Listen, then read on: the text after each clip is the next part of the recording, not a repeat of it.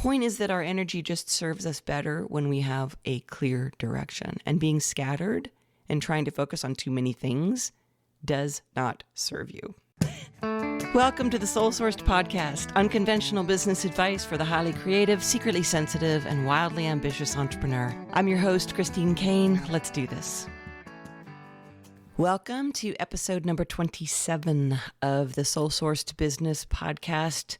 And I am recording this episode after the virtual Click retreat. And I want to say thanks to all of you who came and participated in such a huge way. We had over 1,000 people sign up. And then I kind of made everyone jump through hoops and fill in applications and do official registration. And that's mostly because I only wanted people in our virtual room who were committed to taking part fully. And so we had about 550 people total. And I will say that never was there a time when we had fewer than 450 people there in the sessions. So we had entrepreneurs from 27 different countries, and it was really just fabulous. And I didn't get to go through all of the comments because there were thousands and thousands of them rolling live, but the feedback was truly phenomenal. Lots of business breakthroughs. So taking Click, which had only ever been an annual event here in Asheville, taking it virtual totally worked. And the strategy and soul trainings were just what everyone needed to help them up-level their businesses for 2021. And I just wanted to simply say thank you to everyone who came and committed to their own expansion and their heart and their soul and their business and, of course, their success. So here we are at episode 27, and I am calling this the official Word of the Year episode. And that's what we're going to immerse ourselves in today. Intention and energy and Word of the Year and trusting your own wisdom, trusting your own life.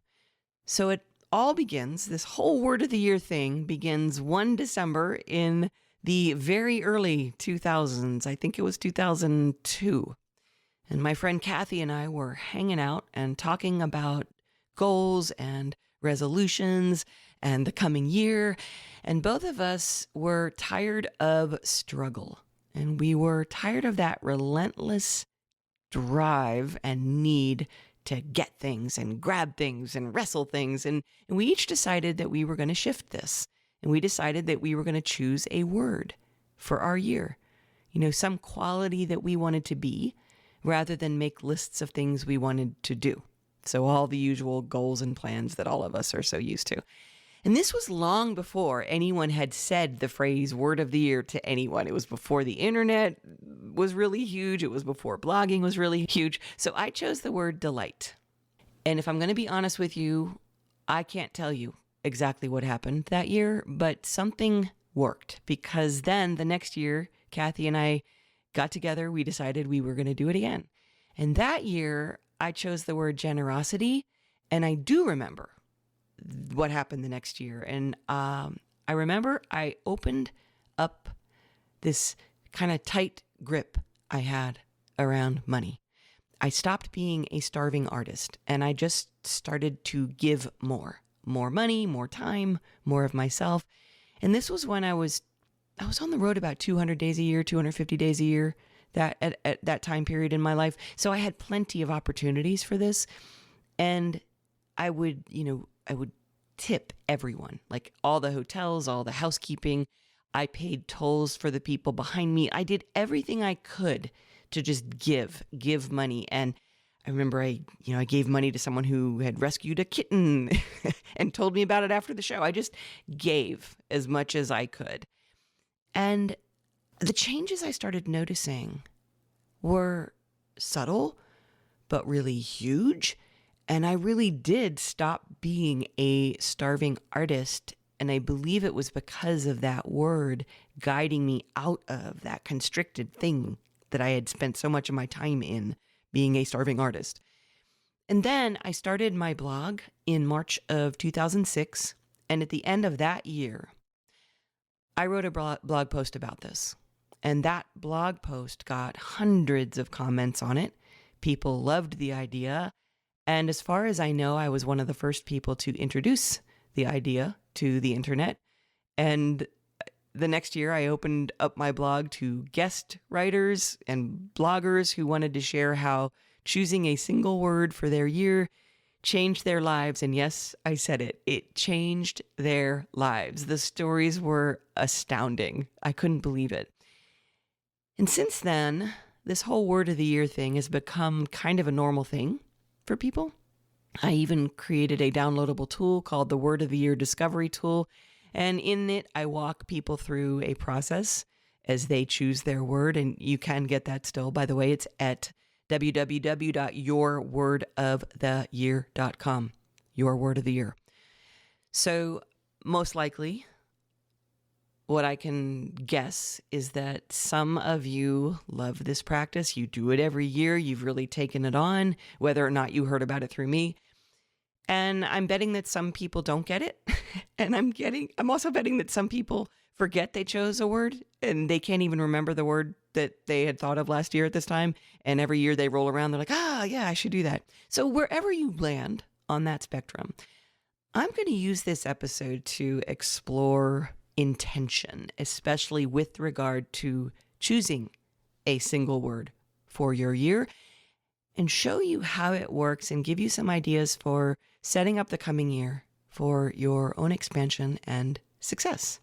So let's start this by talking about the do, have, be approach versus the be, do, have approach to intention, because that's really what this is all about. When you consider intention not as a thought or any kind of mental activity, but instead you consider it as an energy or a movement or direction, then you realize that intention can start massive transformations in your life or in your world or in your business. But the power of that intention is huge. It's also really hard to teach, by the way. Most of my clients start to understand intention only because they experience its power. And that's because I don't do a single event or retreat or Zoom these days without infusing some kind of intention to that event or retreat or Zoom. My clients learn through being immersed in intention, and then they start to take its power very seriously. But it's not something that you just teach really quickly and everyone gets it. It's kind of like the age-old metaphor of, riding a bike. So I could take this entire episode and I could talk on and on about riding a bike and balance and velocity, and I promise I will not do this, but you get the idea. You won't understand bike riding until you experience bike riding. And intention is a lot that way.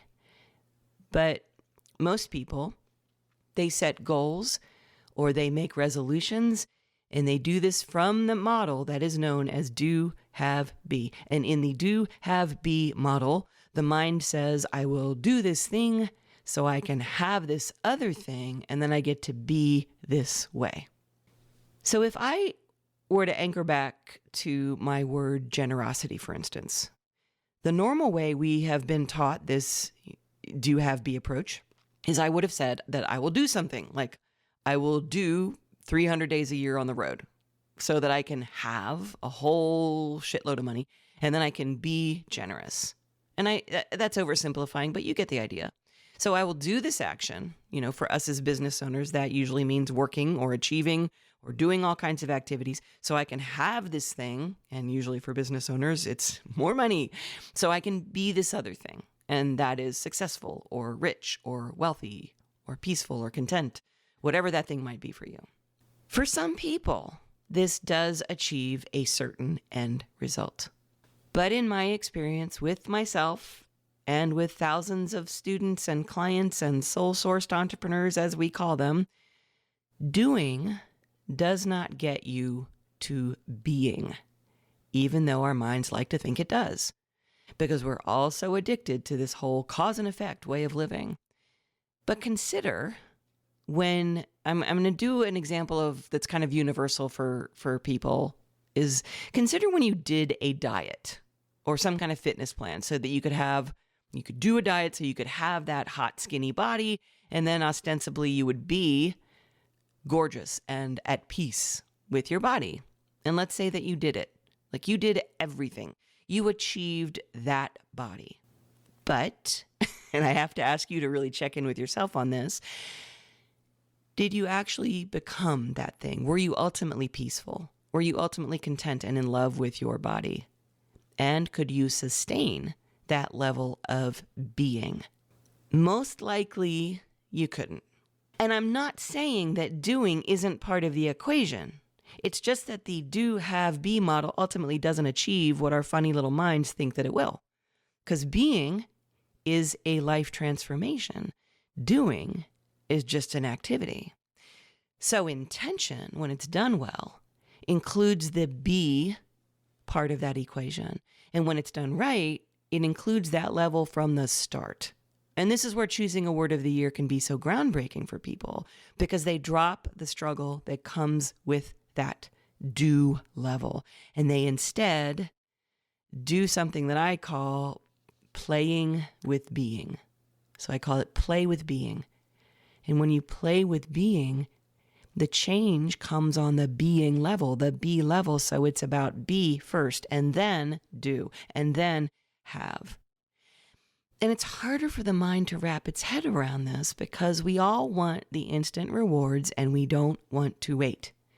And then we don't know what being really actually means. Like, is it faking it? Do I just pretend? No, you don't. But just check in with yourself. Most people, when I talk about this, they admit that they are so tired and so burnt out from all the hustle porn, and they just can't, they don't know what to do next. They can't do anymore. And it's why resolutions don't ultimately work. So we say things like, I'm going to resolve to change from, and usually it's from the do level of my life. But true shift has to come from a deeper place. And it's often a little more challenging because you have to experience yourself from a deeper place. And that's uncomfortable because you have to be willing to examine your life and your role in your life. And this is where Word of the Year is so powerful.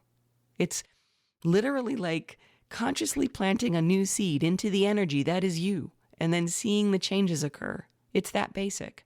And just like riding a bike, I can't teach you with words what balance feels like for you or will be like for you. Your journey, after you choose that word, becomes your own at that point. So then, how do you know what word to choose? And I'm going to be really stupid here, and I'm going to say the thing that we all don't want to hear. You just know. You do. You can tell when you want a word to be the word, but when another word is actually really calling to you. And maybe that word's not as exciting as the other word. You kind of get this sense about it. You feel called to it.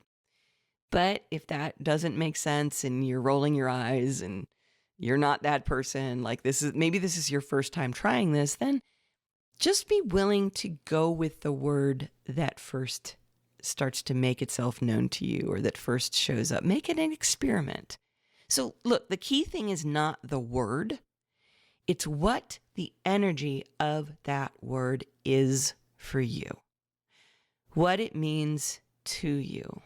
So let's do a little thing right now. I'm going to say 5 different words and just roll with me here, okay? Just see how each of these lands for you. Like, what does that word evoke in you? My experience is that when a word lands, I know it. Like, I can feel it. And I've had some years where I have chosen words that really lit me up and made me excited. Like one year I chose the word pioneer, and I loved that word. It was kind of cool. And I chose it. I was still a musician at the time, but I was learning a lot of business stuff. I was learning a lot of marketing. I knew I was going to be doing an online program that year because I had been doing retreats. And so a lot of unknown territory was ahead of me. And the word pioneer was really exciting for me. But last year, for instance, my word was trust, which sounds super boring when you're used to words like pioneer. But if ever there was a year that any of us needed trust, it was this past year. So it proved to be a huge touchstone for me. So I'm going to say these 5 words now, and I'm going to pause so that you can take a second to see how they feel to you. These aren't suggestions, by the way. I just want you to get a sense of how a word feels as it sort of washes over you. All right, so let's start. Courage. Abundance. spacious, curiosity, integrity. So if you're playing along with me here and you let the energy of each of these kind of wash over you, and you could access a meaning inside of you, then you can see how intention starts to work. It's not about the word or the words. It's about how that word might open you up or guide you in relation to what your life is calling out of you right now.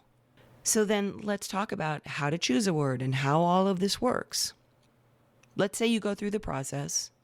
You've chosen a word, or you downloaded the Word of the Year discovery tool, or you sit with a close friend and you really talk about it, or you've been playing with words over the last few days.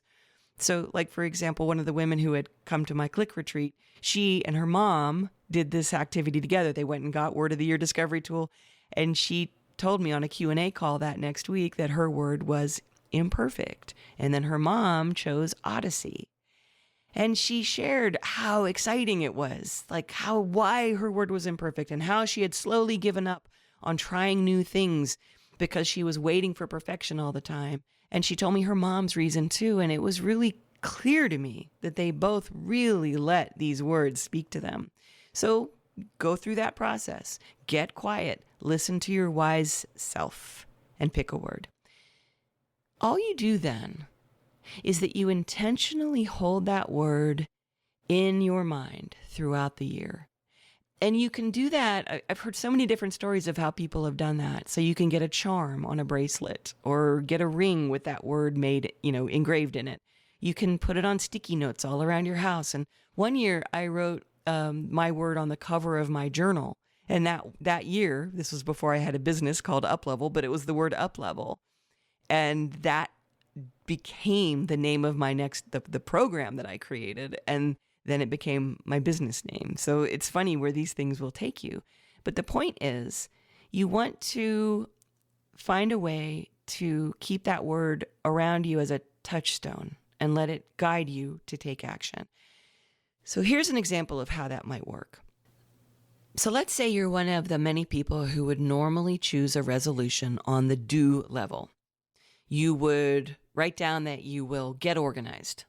So you're tired of the chaos and the clutter. You've berated yourself for long enough, and you think to yourself, I need to get organized. That's going to be my resolution. But then maybe you hear this episode, or you do Word of the Year discovery tool, and you think, all right, I'm going to try this new approach. So you sit with your clutter and you don't berate yourself. You examine your life more deeply. Then you spend a few days pondering words. And you realize in a little aha moment that your clutter is actually a symptom and that you actually hold on to lots of things. You're scared to let go of things. So you choose the word release because it inspires you in a bigger way than get organized. Then every time you approach your clutter, you remind yourself of that word, release. You might say that softly to yourself, and you start to let clutter go. And then eventually you realize that you're still holding on to lots more than just physical clutter. You realize that maybe you're holding on to resentment at an old relationship. And so you remind yourself, release. And then you realize that holding on is affecting your diet or your health, and you'll say release. And you see how it applies to some of the extra weight you've gained as well. And throughout the year, you can clearly see how much you hold on. And so release becomes your touchstone. And that word grows you throughout the year. It becomes your guiding force, not your harsh standard. And in that way, your clutter became your teacher, simply because you shifted your intent toward it. This wouldn't have happened if you'd opted only to get organized. Do you see how that works? And this is exactly what's happened to thousands of people who have tried this. It's a much more gentle approach, but it's also a more powerful approach. It's just very, very easy to meet this idea as I'm talking about it with cynicism or sarcasm, which is fine. We can let that go too. So I have 3 guidelines that you can use when it comes to choosing your word of the year. And there's more, by the way, in the Word of the Year discovery tool. There's more other little guidelines and rules and things that you can use as well. But these are 3 key ones that I want you to understand if you're only going to listen to this episode. So the first guideline is to notice that this is called Word of the Year, not Words of the Year. So I say this because you may be one of those people who just can't possibly imagine stuffing all of your huge goals and plans into one word. And you've already lined up a good 5 or 10. So what I'm going to tell you about is something that happened on a hike I was on last year to prove my point about this. So me and Elaine Bailey, she is a coach here at Up Level, we were hiking in the mountains here outside of Asheville. We both had our dogs. Her dog's name is Ogden. My dog's name is Zoe. And when we were deep into the woods, way into our hike, Ogden kind of went off and sniffed around this little brush area, and he apparently found some bunnies. And there were bunnies everywhere, like just bunnies. And Ogden was running around completely confused. He was like, bunny, bunny, bunny, bunny, bunny. And he was sniffing and going all over and trying to get all the bunnies. And Zoe had been sitting by my side watching the insanity. And she looked down and a bunny had run right up to her. And it was right at her feet. And she just bent down and picked up, and as if she looked at both of us as if to say, bunny. Now, I'm not going to go into the hysteria and the insanity that then ensued with us rescuing the bunny from Zoe. But the point is, it was true crazy ladies just absolutely going crazy. And I will say, this has never happened. This is the only time this ever happened. But it's a good metaphor. And the point is that Ogden was free to pick any bunny he wanted. And he never did get one. All he did the entire time was run around going, bunny, bunnies everywhere, bunnies. I can't see so many bunnies. But he was in a trance from all the bunny that was possible for him. Zoe, on the other hand, looked down, picked a bunny, and got her bunny. The idea is that this is called focus. So that might be a good word for you if you find yourself unable to choose one word, one bunny, or maybe clarity. The point is that our energy just serves us better when we have a clear direction, and being scattered and trying to focus on too many things does not serve you. The second guideline is something I call shed the shoulds, meaning that Word of the Year is a tool, not a weapon. And as such, try to avoid the energy of punishment by choosing a word that you should choose. So I know someone who always gravitates toward the word patience because she criticizes herself for not being patient with herself or with other people.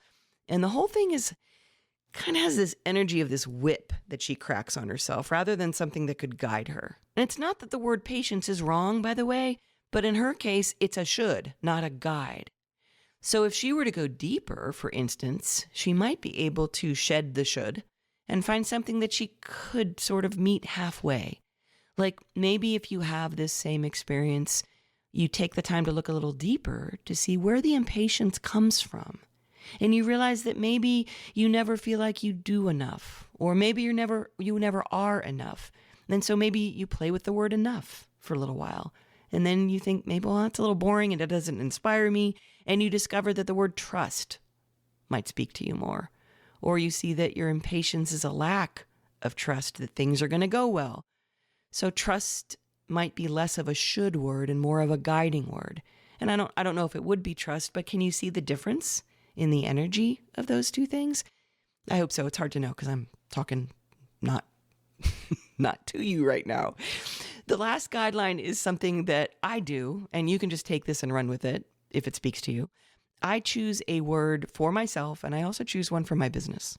So if you were at the virtual Click Retreat, then you know that I see each and every business as something that has its own energy or soul or whatever you want to call it as well.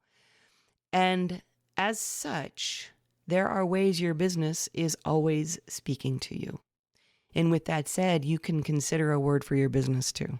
And this is especially helpful if you have a team and you need to lead them in a direction or have kind of a guide to help you make decisions in your business for your team.